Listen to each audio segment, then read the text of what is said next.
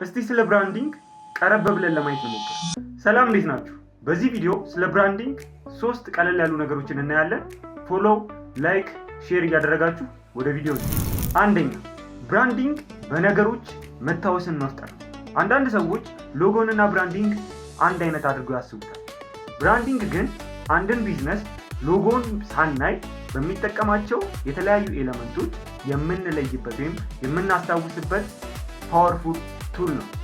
ድርጅቶች ምን ታስባላችሁ? ሎጎአችሁን ሳያዩ በምትጠቀሙት ነገር የእናንተን መሆናችሁን ይለዩአችኋል ወይስ አይለዩአችሁም? ሀሳባችሁን ኮሜንት ላይ አስቀምጡ። ሁለተኛ፣ ብራንዲንግ ድርጅቱ ከመናገሩ በፊት እምነትን ማሳደግ ይችላል። ጠንካራ ብራንዲንግ ያላቸው ድርጅቶች ፕሮፌሽናሊዝም፣ ሪላያቢሊቲ እና ኳሊቲን በብራንዲንጋቸው መናገር ይችላሉ። እናንተ ምን ታስባላችሁ? የጊዜያዊ ሎጎ ማሰራት ወይስ ዘላቂ ብራንዲንግን ማሰራት? ሀሳባችሁን ኮሜንት ላይ አስቀምጡ። ሶስተኛ፣ ብራንዲንግ መታወስ ብቻ ሳይሆን መመረጥን ይፈጥራል።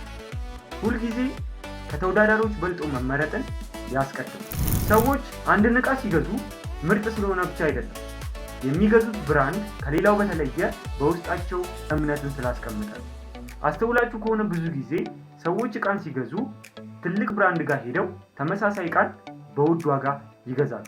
ለምን ይመስላችኋል? ሀሳባችሁን ኮሜንት ላይ አስቀምጡ።